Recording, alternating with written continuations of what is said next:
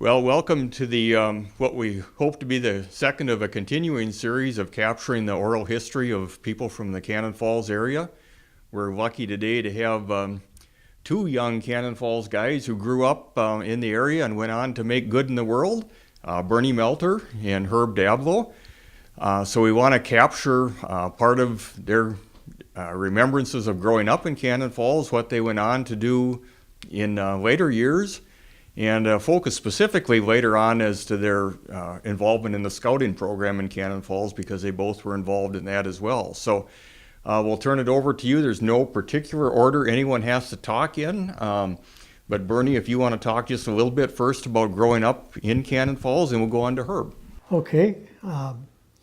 I started out as my dad died during the war, and my mother was a Native American, and I had a grandfather on my father's side of the family who was Alsatian, and when nobody was looking, he was German. It was just before World War II. And so he got guardianship of us kids, and we sold everything and moved out to Oregon. I turned 8 years of age in Oregon and was eligible to join Cub Scouts. I thought, what a good deal this is. You go to some lady's house and she serves Kool-Aids and hot dogs, and you might do little crafty things now and then, but you got to wear this neat little blue uniform with a yellow scarf and that cute hat that came from England. I think that the Scouts should still have today, but they don't. And so I got involved in scouting. I moved back to Cannon Falls in 1950. My mother had then, since we married twice, and was married to a farmer out north of town. And I thought, what a good way to grow up on a farm. Nobody told me about Holsteins needing to be milked twice a day and 90-pound bales thrown up in a haymow on a 106-degree day, or freezing your butt off spreading manure in a field. And I found out that farming was a lot of work. And that really didn't enthuse me a lot. Although I should say that I took 6 years of ag classes from Carl Ostrom, so I should have learned something, And he had a soft spot in his heart for Indians. He had served at the Red Lake Reservation for a number of years, so he kind of liked me. And so I made out, all except for the day that I brought some of my mother's milk in and tested it for butterfat, and it outranged all the Guernseys in the world. Everybody was very surprised about that. Yeah. But then I joined scouting in Cannon Falls. It was a good program, sponsored by the American Legion. We met up above the Legion. It was Bob's Cafe. Yeah. It was a bus stop at the time, and then we met upstairs, American Legion. And we did. And I remember particularly George Dalton and E.E. Manns and Bob Hogue as being our adult leaders and taking us to camp. And later I stayed with scouting. I was one of the few that I think just made it all the way. In fact, they had to kick me out. I was an 18-year-old bald eagle by the time I got there. But along the way, somebody cared enough to teach us merit badges and all those things, and I was fortunate enough to be one of the Eagle Scouts from Cannon Falls Troop. And I think it goes back to like Gushy Schlick, and before that, Herb and some of the people that he knows, there were Eagle Scouts that stayed in scouting long enough to do that. And some people thought scouting was a sissy thing, and wasn't a good thing. But we had fun. We went camping. I got out of doing chores at home. We went to Whitewater. We went down to Game Haven, Lake City, Camp Hoaxilla. We camped down there. So it was a time consumer, but I learned a lot of skills. I learned a lot of things about animal husbandry and all the merit badges that go with that. And it was just something that we did. It was a gang. It was a gang in brown shirts. And we started an Explorer service post. We had the opportunity to go down to Whitewater State Park and clean up after a tornado. And at that time, you could stay in Explorers, but you, instead of getting their equivalent to the Eagle, you could get the Eagle badge. And so I got stuck around long enough to get that. Well, then I thought I owed something to scouting, and I did. And so I stayed, as I had children, and they became eligible for scouting. We went down to Y Indian Guides one night in Fallbrook, California, my oldest son. And we sat in, and the father and the son sat in a little circle around this fake fireplace or fire that's out there. And they danced and they hit mallets on little rubber drums, and they took names like Eagle, some Eagle Spots, and the boy would be Little Eagle Spot. And I took one look at my son Scott and I said, we don't need this. We need to find something else. Yeah. And so we fell into scouting. Let me interrupt. Yeah. You're Native American and you sat by a fake fire? Yeah. Yeah, that's what? Why Indian Guides? There's a bunch of white people that want to There be you go. Indians. Yeah. Yeah. So, make a long story short, my sons followed me in scouting.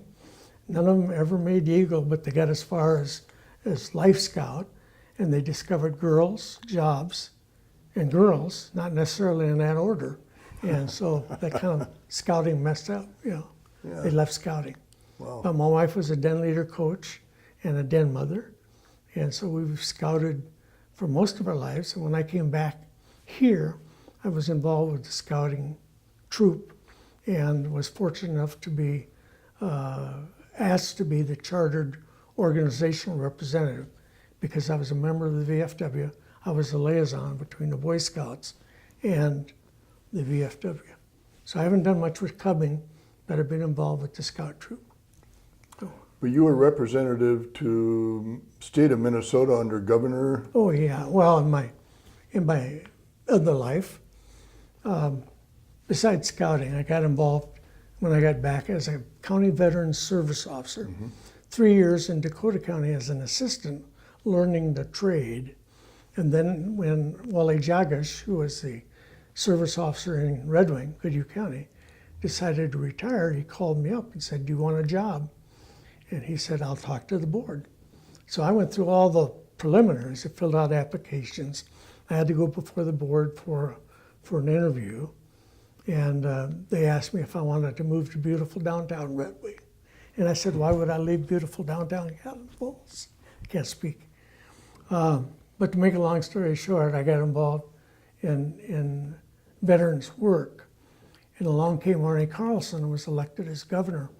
It's not so much that I was a pro-Carlson fan as Jonelle Deerstead, who was the mayor of Red Wing, was elected as the assistant, or as the governor.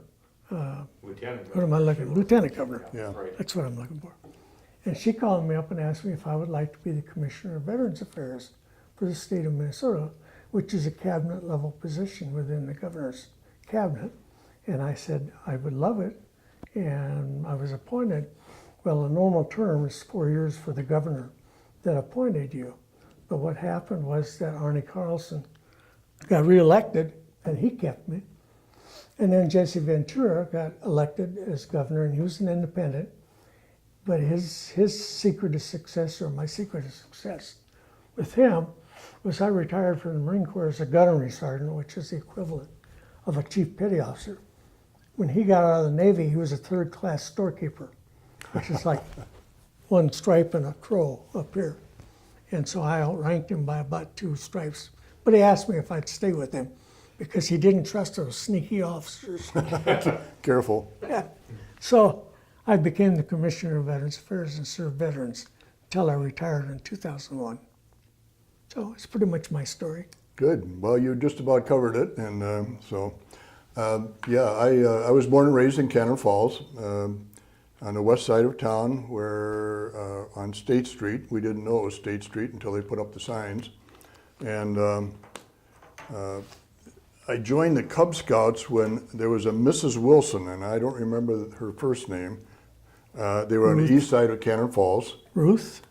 I don't remember. I think Ruth Wilson. But I remember going over there. We didn't have uniforms, but I had to bring a nickel to help pay for the books. And there was one of the ranks was wolf and Wolf, bear, bear and so on. And then bobcat was the beginning. oh, yeah, see, I don't even remember that. I know we did. Well, some, we had in your day, or my day, there was a lion. That was the top rank at cubbing. Okay. And then they brought this Webelos program in. We belong to Scouts, Webelos. Yes, I remember And that. they spent yeah. a year in Webelos, and they had a different kind of neckerchief, a different kind of hat, different pins. They had ribbons that come off the shoulder. But cubbing was, you're right. Yeah. The little cubbing uniforms, and they all worked in dens, and you had a pack meeting once a month. Once a month, I do remember that, yes. Then we got into Boy Scouts and got into the Tenderfoot, which is the first rank.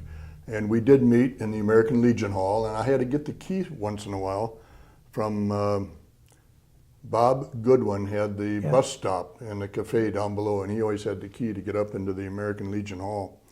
And I was trying to think of some other people in there. And then fortunately, I had some good helpers, and you mentioned Gene Manns and some other ones, and I did go through all the ranks and did get my Eagle Scout award at age 16. And in a couple of years, Gustav Schlick got it about the same year, Yep. and then Wayne Hagberg, who was a year older than us, also got his Eagle Award. Was Lowell Van Gilder with you? Lowell was, In I don't, scouting? yeah, he was in Boy Scouts, but I don't think he went very far. Okay. But for the three of us that got our Eagle Awards in one time or during one summer period, one quarter the month. City of Cannon Falls Commercial Club sponsored a trip to the Boundary Waters. And that was just north of Ely, Minnesota. Right. And then we canoed into Canada, and we were out there for about a week, and we didn't carry enough food with us, so we had to catch fish. Also discovered that you don't camp on shore because they have bears up there. Yeah. So we always camped overnight On an island. on an island. Yes, and Until we I had, found out bears and there could were swim. two other guys from Red Wing, and I've lost track of their names over the years, but they were with us and some other people from around the area. So we got to go up there. I do remember one thing that happened. They said, we can't send you home dirty and sweaty like you are when you got off of that week-long trip out there. So they made us go into this sauna, which probably would hold 30 people. And when we got out of there, we had to run down the hill and jump into the lake. Temperature of the lake Which was ice cold. 50 degrees. Yeah. And I thought we were going to break in I half. remember that. Yeah, and then they would send us on home. So Well, they did the same thing for me. yeah, I had an opportunity to go to. It was fun. Well, So, I just wanted to say I had an opportunity to go on that. well, shortly after that, Don Mensing, which is Dick Mensing's father, and Don Mensing's brother-in-law, who was Ralph Snook, I remember him. and they asked me if I would like to take over and be the scoutmaster. Really? Yes, the rule is you have to be 21 years old. I was 19. And so they said, that's okay, we're not going to tell anybody. So from about 1955 until 1957, I looked it up in the library today in Cannon Falls. I was a scoutmaster in Cannon Falls until August of '57 when I went into the military. And I had, and I also wanted to mention, I mentioned Bob Hogue, Roger Smith, who ran the Yeah. Industrial Arts, it was his official title in Cannon Falls, but we did woodworking with him. He was also a big help in getting all my merit badges. When I got the Eagle Award, we had 21 badges. I think some of that has changed. Yeah, it and has. now they have to do a community project. We did not have to do that, so it's a little more difficult now. And I just helped a young man from our church get his Eagle Award, and I went to the award, and they said, we're looking for the oldest Eagle Scout in the crowd. And I'm going, does 78 work? So I got to go up front when they cut the cake. The eagle Good. cuts the cake, and they give Piece it of to cake. the oldest eagle. Yeah. So tradition. that was kind of a neat thing. 1957, I went in the military. as an aviation cadet, which is a no class anybody, and went into pilot training. I was in Hondo, Texas, flew the T-34 and the T-28 for you pilots out there. Jets were rather new at the time, and I was selected to go to jet school. I went to Greenville, Mississippi, flew the T-33, which some of the audience may know as the F-80 Shooting Star, Yep. which was brought into the Korean War. And from there, in 1958, in November, I was commissioned as second lieutenant, got my silver wings. Went to B-47 school in Wichita, Kansas. Alice came down and visited for a while. I actually got down on my knee and proposed. And she went back to Cannon Falls, told her mother we're going to get married, and she took the train back to Cannon Falls because there wasn't airline service like there is today. And I drove all night to get up there, and we got married on the 5th of July, and had a nice reception in her mother's backyard. Yep, I remember Just that. a cake, no photographer, and we went from there, changed clothes, jumped in my 55 Pontiac I bought from my brother, and drove all night, no honeymoon, drove all night to Wichita, Kansas, and I had to fly the next day. So we didn't really get a honeymoon until years later after I got out of the service and joined American Airlines. Herb, let me interrupt you for just a minute. For the people who don't remember 1958 in Cannon Falls, tell a little bit about Alice and her family, make the connection here for people. Alice's mother was Louise Vernstrom. Let me tell the whole story. You should tell the whole story. I will. Louise fell in love with a guy when she was in high school, whose name was Vernstrom. Her parents said, he's too old for you. You can't marry him. So she did end up marrying a carpenter, with whom she had 13 children. I'm not picking on any of the carpenters left. There's only one left, and that's Brother Dick. But Mr. Carpenter was not a good guy to her, so she divorced him.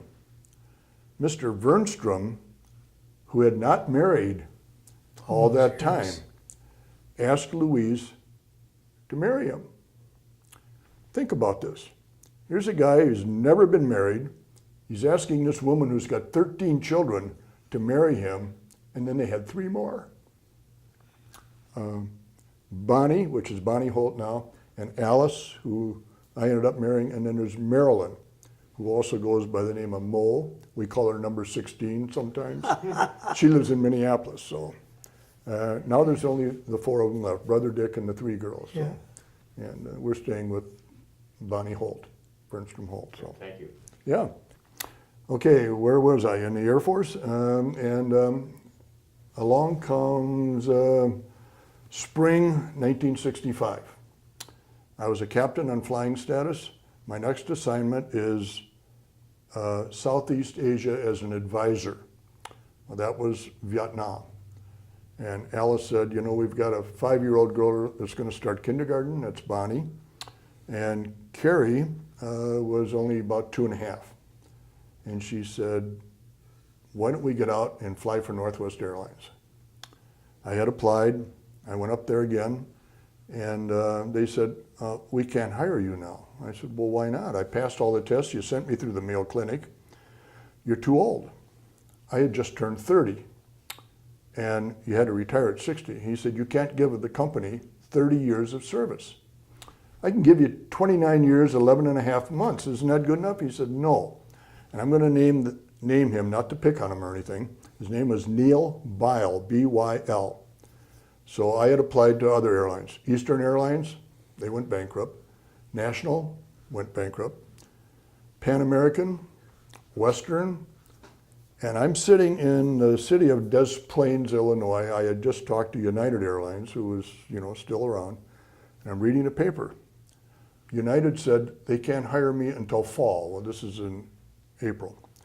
And I said, well, American Airlines is hiring. Call Captain Benninghoff.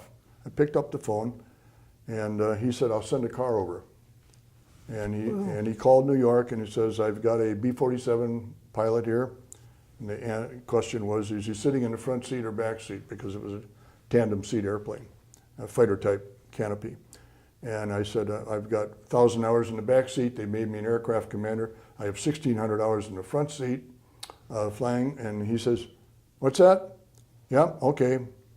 All right. And he acted like they weren't going to hire me. And he says, when can you come to work? The end of April in 1965, April 30th, is a Friday. I remember that because on Saturday I drove the family up here to Minnesota, and on Sunday I went down to Dallas, Fort Worth, and I signed a paper with American Airlines on the 3rd of May, 1965. Spent 30 years flying airplanes for them, and been retired 18 years now. Wow. So. Good, thank you. It's a good start to the story. I want to elaborate a little bit about you guys talking earlier about growing up in the different sides of town. Tell us, Bernie, about the north side as opposed to the west side of town. There was a bit of a rivalry between sides of town, and the affluent lived on the south side, the doctors, the lawyers, and all their kids, Saucy Stoltz for one, lived on that side of town, with the exception of the Mansings, who lived up in this great big huge mansion on the west side. And then over on the east side, it was probably a little more closer to being coal miners. And us poor people on the north side, I mean, the railroads ran through there. Nobody wanted to live on the north side except north siders.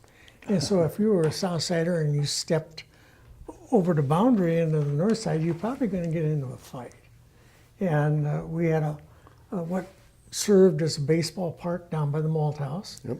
And the railroad trains would come through, and if you happened to hit a home run and it landed in a coal car, it was the last of your ball, you know. Yep. Unless somebody was And you only fast had enough. one. If somebody was fast enough to track it down and get in there, get it out before it got to Red Wing, yeah. So we were considered the poor side of town, and we reveled in it probably. We wore patches on our Levi's and hand-me-downs and that sort of things, and It wasn't a whole lot different on the west side. well, yeah, but it was the west side. Yeah, Yeah, they built hospitals on your side of town. Yeah, not until But I they was built- gone. But they built on the north side. You know, another addition to the malt house. That was about it. Yeah. But there were some differences, and we were proud of what side of town you came from. So Would the kids in school stick together by the areas they lived in? probably more so than Than today, I bet. up to the 7th grade, and then all those country kids came to town. And then they all got off their school buses that came in, and it was a whole different venue. I mean, I lived on a farm, but they didn't treat me as a farmer's kid, mainly because I changed into my tennis shoes, got out of my boots before I left the barn, you know, that sort of thing. Okay. But anyhow, yeah, I think there was some differences of opinions between Cannon Falls. And as Herb said, there were no street signs. So if you wanted to know where Dick lived, or let's say somebody lived up by the park on the east side, and you say, well, you go from the east side store, go 2 blocks down, and take a right, and it's that orange-colored house. It's the Miller House. You know, everybody knew where the Miller House was. You know, so there weren't any street If you signs. wanted to come to my house, they would say, they live across the street from where the Atchisons used to live. Yeah. You know, what do you mean where they used to live? You know, and that's the way you found. My dad had a barber shop on Main Street. That's where all the stores were. And that's what we call Main Street. Yeah, that was too. Main Street. And then all of a sudden they put up the signs, and I found out his barber shop was on 4th Street. And Main Street goes Yeah. east and west somewhere Yeah. else. So, yeah. Well, I think Main Street wasn't. I don't even know where Main Street Let me is. add another little story.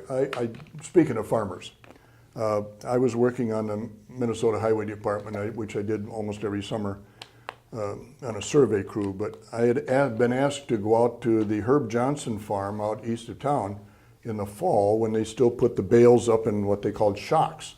And when the grain got so well done. Then we would take these bales and we'd throw them up in a wagon, and they would go into the threshing machine. Do you have a hymn name? Bring I had to be out there at dark early. That's military time. And I worked and worked until my arms hurt. I'm sunburned, and ladies came out with some food. Oh, this was the mid-morning break. 10 o'clock.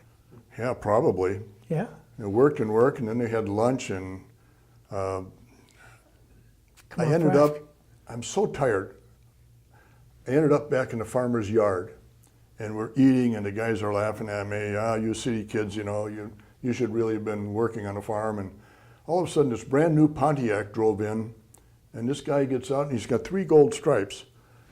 And he retired from Northwest Airlines. His name was Herb Johnson. And I thought, wait a minute, I'm on the wrong end of all this. I really need to go in the military. And that's what really gave me some more gumption to get into the military and fly airplanes. And that's yeah. Herb's been a good friend. Died very recently, yeah. Well, I just knew I wasn't going to be a farmer. And I knew that from what you're talking about. And like I said, there's a very popular hymn of the day, bringing in the sheaves, and I know what you're talking about. Because, you know, we had a Dutchman from Randolph who farmed with horses yet. And he would bring the horses over to Rick Matson's farm. That's usually where we were working. And he'd just click his tongue, and the horses would move to the next sheaves. And he'd be standing there throwing things up on the wagon, and he usually have a teenage boy to rearrange the sheaves so they'd, you know, be all in order, so that when you got into the... On the wagon, yes. They had to be, the heads had to go to the middle in case some of the grain got knocked off. And so you get to the farm, and they, in some cases, if you were really, really lucky, they had a little elevator that would take it up to the hayloft. If not, you were throwing it, or they had this big hook arrangement that would come down and pick up loads of hay and put it in the barn. But it was work. There was a lot of work to be in. Still is. You know, and Matson had the dairy farm then, and he used to, before they sold it to, who was it, the Johnson brothers that got the dairy? Could be, yeah. Bruce Johnson and Keith. Yeah. And Melvin ran it at first, Riverview Dairy, yes. And so. I feel kind of bad as a farmer interviewing 2 guys at 18 figured out it was too much work to be a farmer, but You never caught on. never caught on. It's such a gamble. If you're a farmer, you ask Providence to look on your venture, and you put those little seeds in the ground, and then they come up. And are you going to have enough rain? You going to have enough sun? You know, what's the market price going to do? Where's oats today? You know, and my dad would listen to CCO radio and get all of the daily markets, and he'd know how much a boar was going for, or you know, a heifer, and you know, all of that. And if you were lucky at the end of the year, you had enough money left over to buy Christmas presents, and then more seed for next year. No, you're exactly right.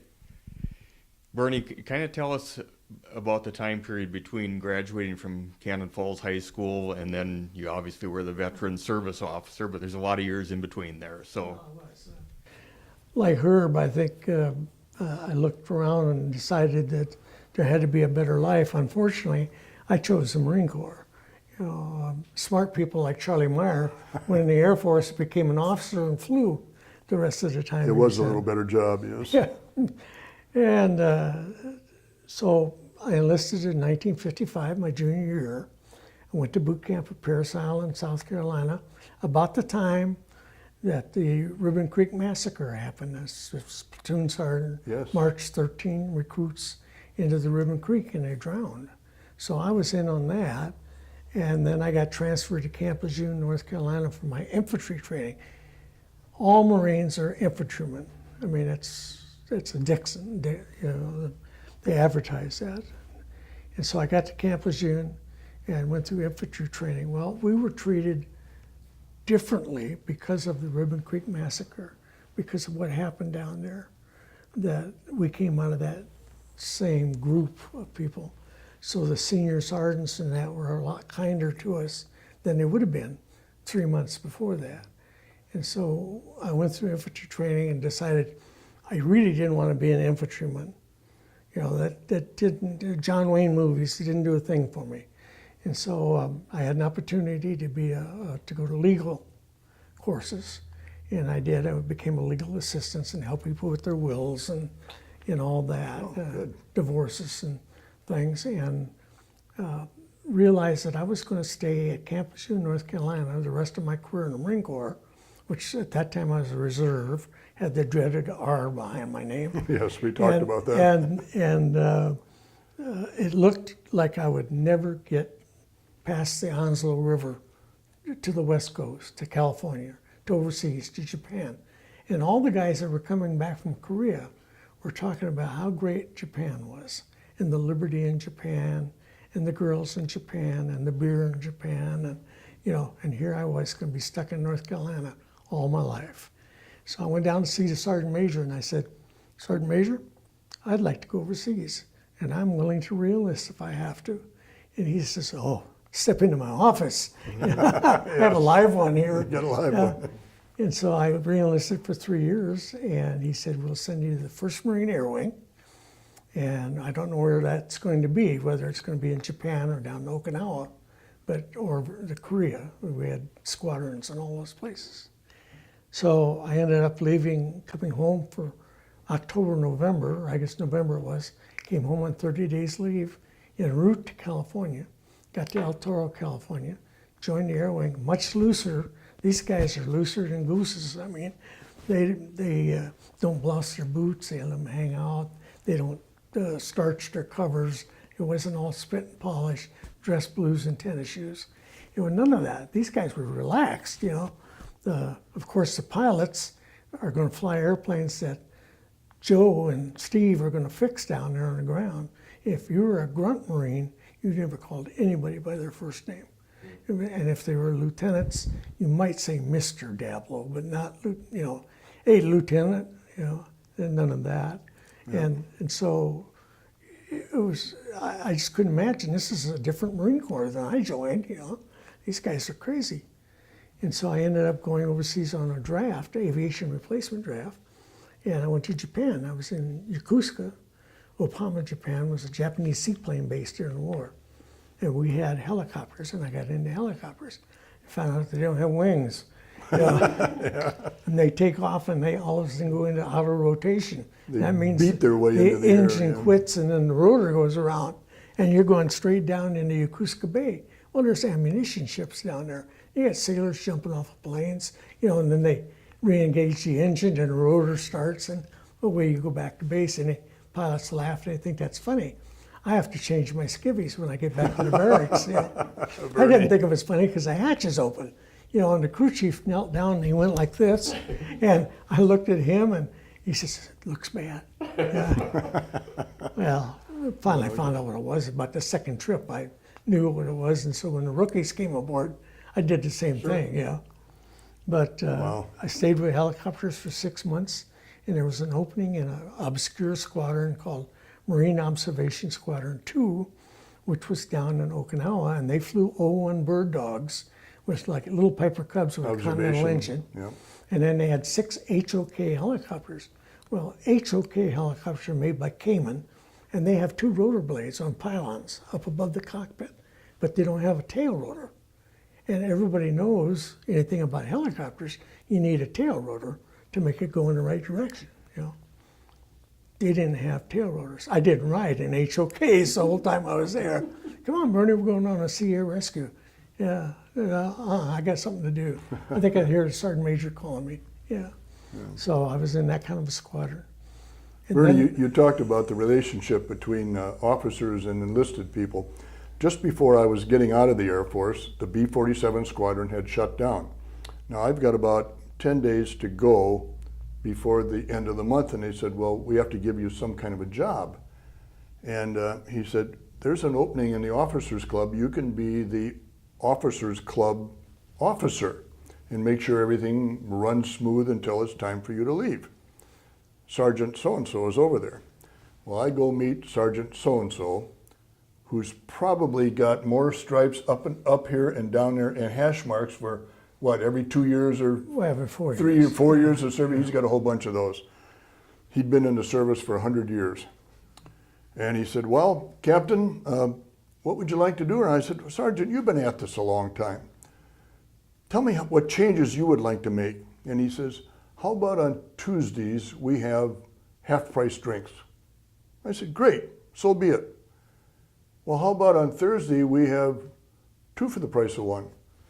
I said, oh, go ahead and wait a minute. Isn't that the same thing? And he said, sir, you're the first officer that ever caught on to that. Yeah, I believe that. Another quick refueling story. Dick Mensing was a navigator on a KC-135, and we were at the same base, and we knew we were going to be in the sky about the same time, and whether or not which of the 4 tankers I was going to get, but I don't know if Dick heard my voice or something, because as I pulled up to refuel behind the tanker, I think I heard, I'm not exactly sure about the right words, Dick said something like, Herb, is that you? I went, push the button. Yep, that's me. So I actually refueled behind the same airplane Dick was in and at one time, so that was fun. Yeah. Well, anyhow, I spent my time in Japan. Didn't get a tattoo, didn't fall in love, didn't bring a Japanese girl home like my mother said I would, you know. And I had orders to go to Milwaukee, Wisconsin on recruiting duty. It's a 3-year tour, but you can stretch it out to 4 years. And I got out to the recruiting station and reported in, had my sea bag, and came in, and the sergeant major's there says, what can we do for you, son? I was a corporal. And he said, are you AWOL? I said, no, sir, Sergeant Major, I got orders to report here for duty. He said the Marine Corps couldn't make that kind of mistake. And he called up Chicago, and Chicago verified that I was supposed to be his. You know, can you do? You know, I said, I can type, I can file, I'm an administrator. He says, we'll see. So he took me under his wings. He was only 5'6", so we were seeing eye to eye. But he's like Herb says, he's got stripes down here and hash marks. He talks about Saipan and Tinian and Iwo Jima. World War II. Yeah, he's a World War II guy, engineer. Yeah, so I became like his fair-haired runner, gopher, for about the first year, and then they sent me over to AFIS station, where they process recruits into the service. And I worked in metal testing over there.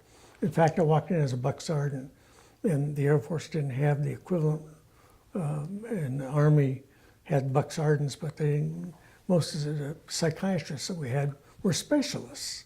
You know, they weren't even NCOs. And the Army lays a lot of credence on who's an NCO and who's not an NCO, and who can do what and where. So I ended up being in charge of this testing station. I stayed here 3 years. And when I left Milwaukee, I had orders to Camp Lejeune, North Carolina, and Midge wanted to go to California. So I went to my trusty Sergeant Major, who was moving on himself, and he called Headquarters Marine Corps and got me a set of orders to Camp Pendleton, California. So when I got out to Camp Pendleton, I was on a company that handled all the brig rats west of the Mississippi and overseas. All of the what? Brig rats, prisoners. Oh. Brig, the Navy calls it prisons, yep. brigs. And so we would discharge them depending on if they were still serving their sentence or whatever. I had a gunnery sergeant that I chased to court-martial. He had 3 up here and 2 here, which is what I ended up with. And I chased him to his court-martial. When he came out of the court-martial, he was a private. He didn't have any stripes anymore. But what a shame, you know, that kept me on my toes. But anyhow, I got a call from Headquarters Marine Corps, and Marine Corps is so small that they can do this. And they called me and they said, well, you're due for an FMF tour, a Fleet Marine Force tour. And that's out with the divisions and the grunts and whatever. Where would you like to go? And I said, I'd like to go to artillery. There was an artillery regiment right next door to us at Pendleton, and I would only move 2 parking lots down. Well, he must have thought it was funny, because he sent me to 29 Palms, California, which is up in the high desert, far, far away from civilization. And I took my wife, who was 9 months pregnant. And we had 4 little babies already, and we went up to 29 Palms. And I checked in, and the sergeant major said, we're leaving in 2 weeks. We're going to Westpac. And I went back home that night, and I said to my wife, I said, do you remember when the Sergeant Major in Milwaukee said to you, every nasty, rotten thing the Marine Corps can do, and you just said yes, yes, yes. Well, it's happened. I'm leaving. You're 9 months pregnant. They're not going to let me stay because, they need to bring that battery up to TO, up to full complement. Westpac, is that Western Pacific? Is Yeah, that, yeah. yeah. And so we're leaving from San Diego. We're going to go by ship. And I believe that the ship that we left to go on was the USS Never Sail. I believe it was in the Revolutionary War, I'm sure. Never sail.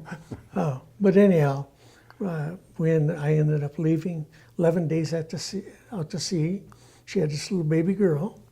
And so I only saw pictures for 13 months, because our tour of overseas was 13.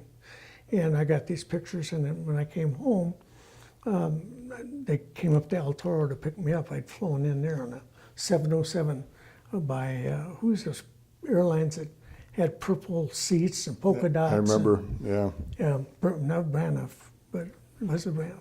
Well, whoever it was weird. I mean, it was psychedelic. And Braniff had them. Braniff, yeah. And so they flew into El Toro, Father's Day, nothing's open. We get out in the same clothes we'd left Vietnam in. We haven't had a shower in 3 days. Don't smell too good. And I'm just in a hurry to get off that base. And there were guys that all they had were uniforms, utility uniforms. And they just went out the gate and dared some sentry to make some do out of it, because they would have, we'd been in Vietnam for 13 months.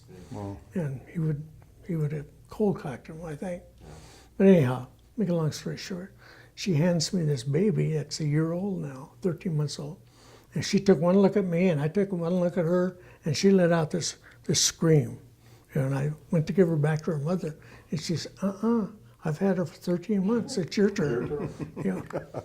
That's great. Yeah, so I had that little baby, and we went back to Fallbrook, and I was stationed at Camp Pendleton. And I spent most of my tour at Pendleton, and then I did have one tour back to Cherry Point with the Air Wing for a year, and then somebody decided it was time for me to go back overseas again. That's one bad thing about the military. You could be gone over all the holidays, and that story reminds me of, I got stuck in England before I could come home, and all the other kids in the neighborhood had their Christmas.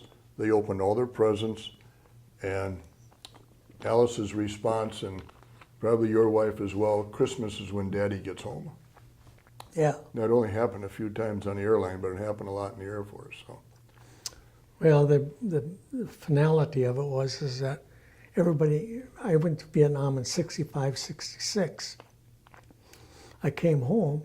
That's when I got out. And here it is, 70 and 71. I haven't been back. In 68, the Tet Offensive was 67, 68, which is probably the worst time in the world to be in Vietnam. And I don't care what branch of service you're in. It was not a good time. Well, I lived through that by being stationed in the States. And finally in 70, 71, somebody at headquarters Marine Corps says, here's a guy who hasn't been overseas for 4 years. He needs to go. So I went to Iwakuni, Japan, and joined the 4 Squadron. And their old B models, that's like saying my pilots flew the equivalent of the Kitty Hawk. That little plane, the Wright brothers. Mm-hmm. These guys were floating around in spaceships, for as far as old as they were. But it was in a 4 Squadron. So again, we got to ride wherever we went to, and guys like Dick would come and pick us up at Kadena or at Iwakuni and fly us off to some island. And, it was, so I came back from that, and like I said earlier, about that time my wife was getting kind of tired of the Marine Corps. And we had 5 teenage kids, and she didn't want me to go another 13 months tour and leave her to wean those kids or take care of them. And they were back in Cannon Falls for that year that I was gone, my last year. Yeah. And I came and picked them up here, and we went back to... Vietnam was terrible. Well, it was. I was already with the airline at the time, and we were bringing back these kids that had been all shot up and disfigured and just I would walk them up to Jet Bridge. Some of them needed help to get up to Jet Bridge, Sure. and give them to their parents. Oh, I could cry. You know, it was just a terrible thing. I'm glad I got out, Well, and I'm proud of those of you that had to go do it. So, my first tour was with artillery, so that's not bad. They pack everything in a VT fuse box, and that's your pack. You can carry that to the truck because the truck tows the artillery piece, and so you ride most of the places you go to. My second tour was with an F-4 squadron, and heavens knows pilots don't walk very far from the flight line to the bus to get on to, you know, whatever. And so I enjoyed that tour. It was big. I mean, the squadrons are big. They're like, we had 230 people in the squadron and about 35 pilots. And then we had the backseaters. We're in Marine Corps, we call them RIOs. that's Radar our intercept radar officers. operators. Yeah. Intercept operators or bombardier navigators. That's the other term for them. And so the pilots, I mean, I'm talking about young captains and lieutenants now. They're like little boys. They really are. And you know, realize the responsibility they have. Most of our Marine pilots are flying close air support for the grunts. And that's a pretty sticky wicket. I mean, you got to drop some napalm within 200 yards and make sure the wind is blowing the right way. And that guy on the ground that's giving you directions knows what the hell he's talking about. And then when you come out of it, and you make a turn or something, the NVA's over there just waiting for you to make that turn because your belly's exposed and whatever, you know. So the young kids, the young lieutenants and the captains, they were, you know, they thought this was a piece of cake. The old majors and lieutenant colonels that wanted to be around for retirement, they were the ones that signed all the captains and lieutenants those choice jobs. So that was my tour in Vietnam. And I came home and finally put enough time where I could retire. I've been 22 years in, and had the opportunity to retire.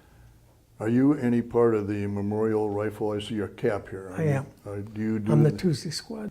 I've been on it for 11 years now. I carry the American flag. When we get out of the bus, we have a bus that we paid for with donations. We go to the shelter and we wait for the funeral cortege to come. And they come and the undertaker comes and we have flags. We have every branch of service flag and the Merchant Marine, and then 2 riflemen on either end carrying chrome rifles. And we had 7 riflemen here that fired a salute, and they have, we still shoot 03 Springfields because they're lighter and there's a definite bolt action. bolt action thing? And with the M1s, you can just go bang, bang, bang, and we don't think that's very, very nice, really. And so, yeah, every day it's got 15 a rifle day? squad. We have had up to 15 a day, depending on the weather. And we do this 365 days a year, except weekends. But in the middle of winter, it's 32 below. We go out there, there's 20 some of us. And the only thing we get out of that is a little pin that shows how many hours we have.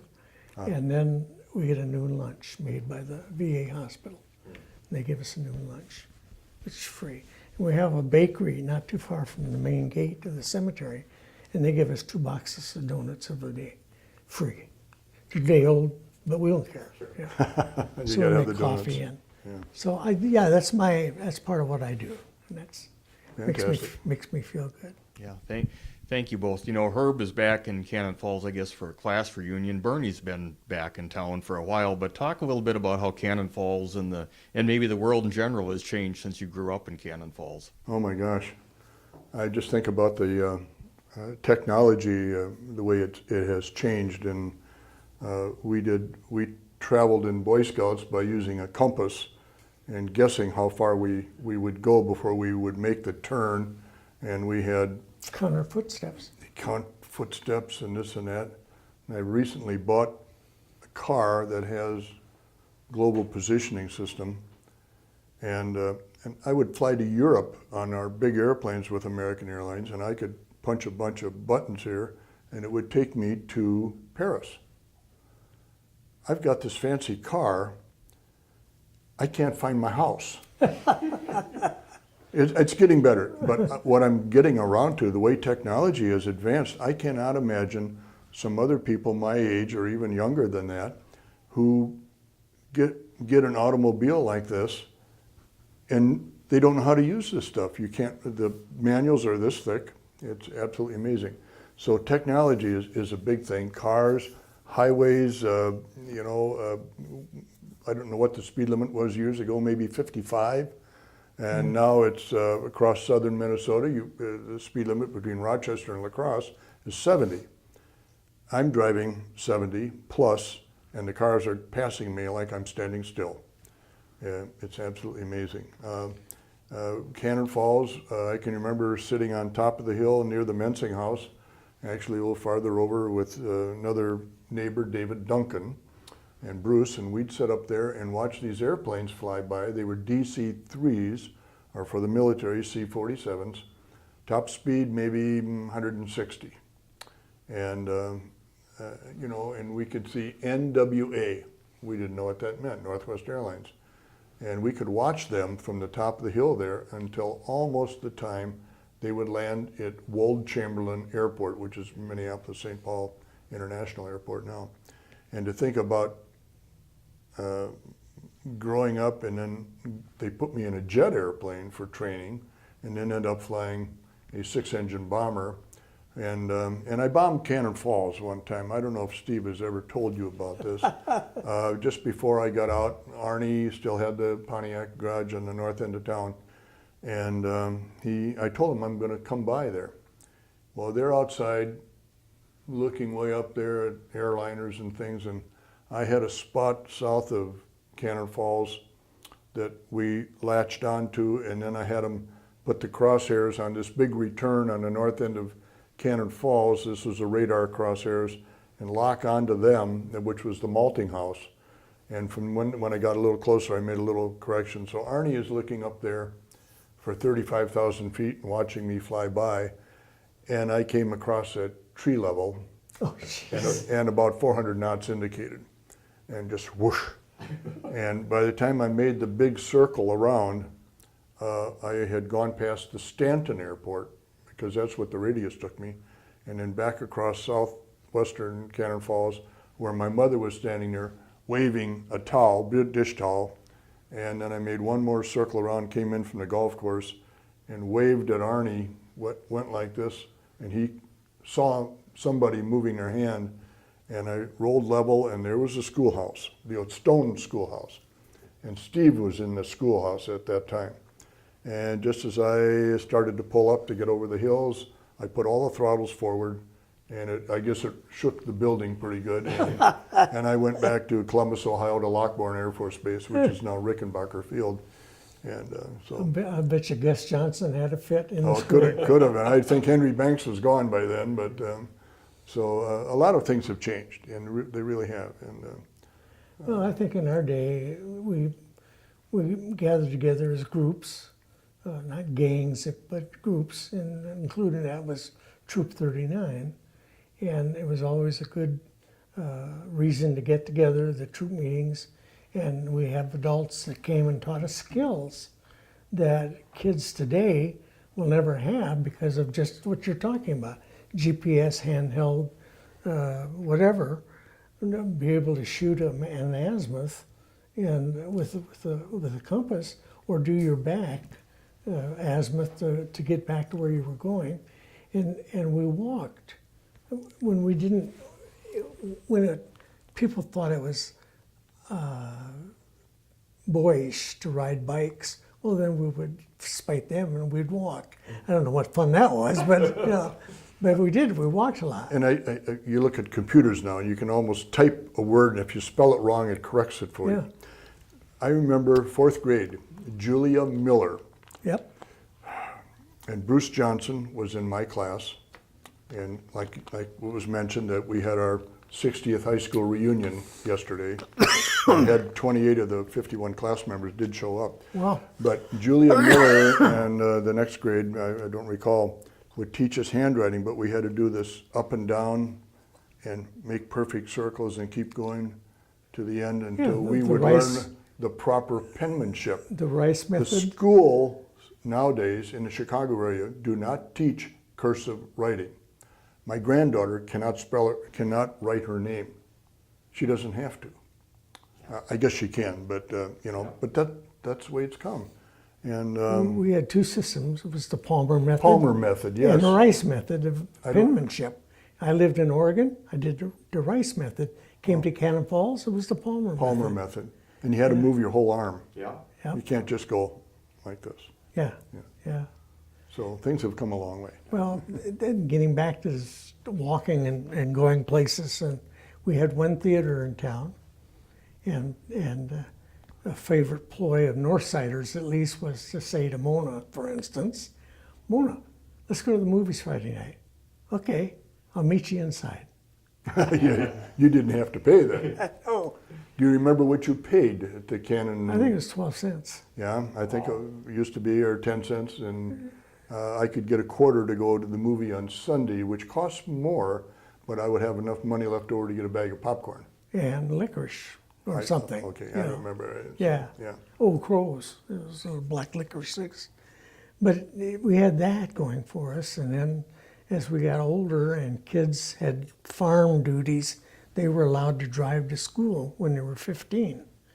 And so when you come to the parking lot, there would be the teachers in their old dilapidated cars over here, and it'd be the kids over here with their 49 Fords, but they were shiny and spotless and Yep. pink and black, for instance, and they'd be parked over here. And then as we got older, of course, my dad was not one of the favored few and worked as a farmer, and so we drove a 40 Chevrolet, and it had I can't remember the name of that fur that you used on the seats, but it was Okay. itchy, Oh, I know what you mean. scratchy. The kind of a velvet Yeah, thing. yeah.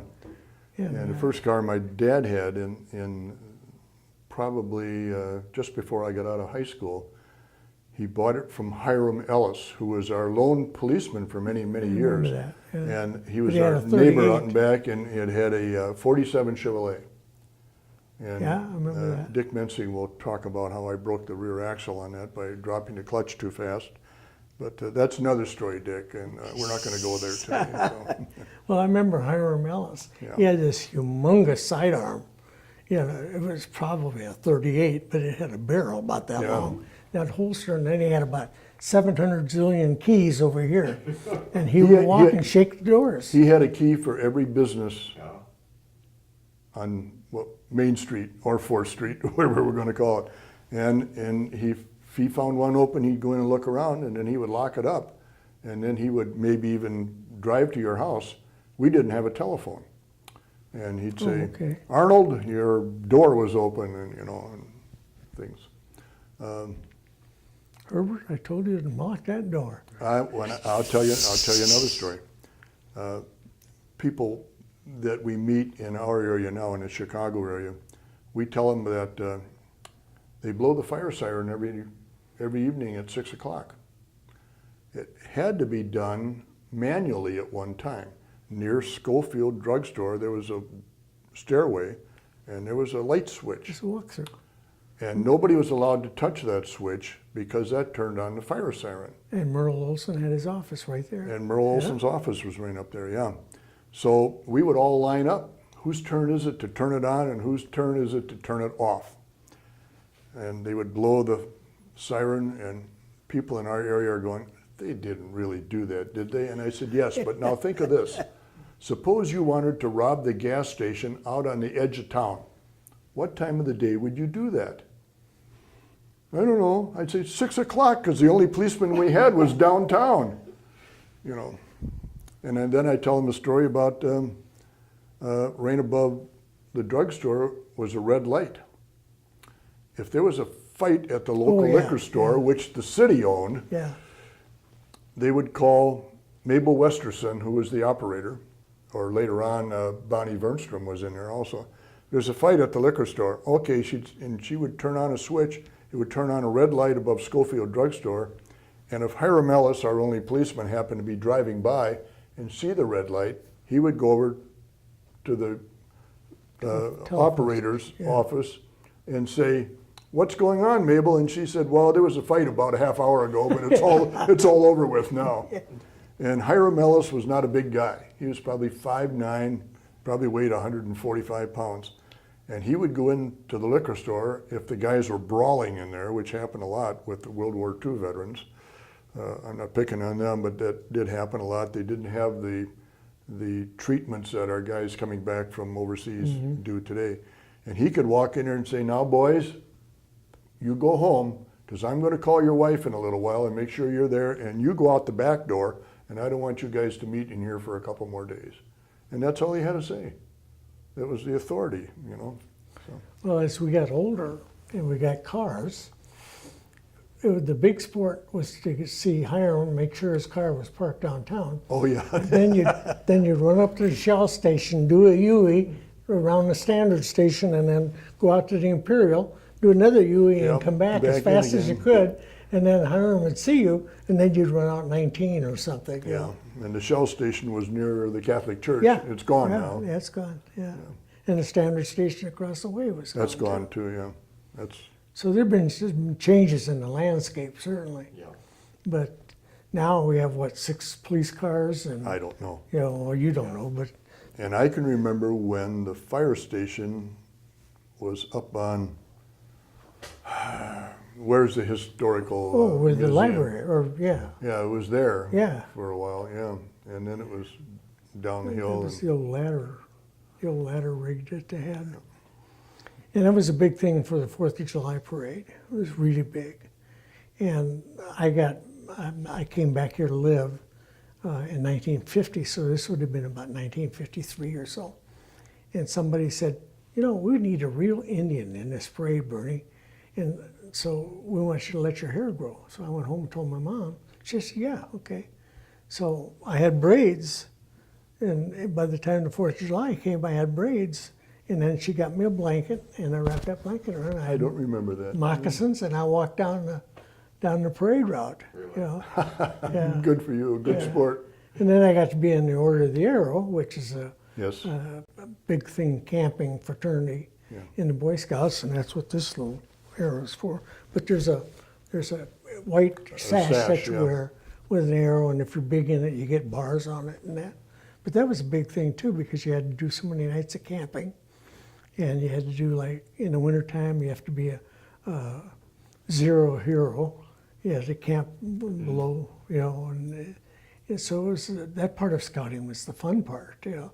It was trying to pick up the merit badges, or in Herb's case, being a scoutmaster at 19, or in my case, being an 18-year-old waiting to graduate from high school and helping a little tenderfoot that had come across the bridge as Cub Scouts and out of the Webelos program. And we didn't have a Webelos program when I was scouting.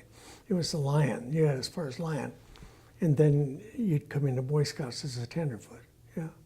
And then you work on your second class and first class and all that. And if you had the gumption and you had and I had the backing of a lot of adults and made sure that I had the opportunity to become an Eagle Scout. Otherwise, I'd probably never have done it. You know, but in retrospect, in looking back over my life, I am certain that the award of Eagle was worth it, not just to get that far, but to have the Eagle Scout. And in my military records on my page 8, it says civilian Eagle Scout. Mine does BSA. too. And it's on my DD 214. Oh, you got it on your 214 too? Yep. Yeah.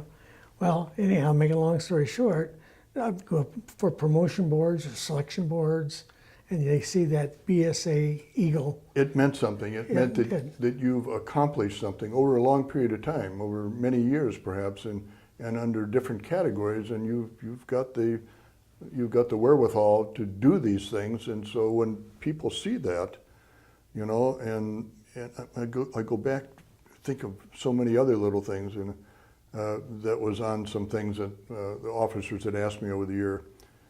Were you an officer in your high school? I said, well, I was junior class president, and I was president of the Luther League, which doesn't exist anymore. No.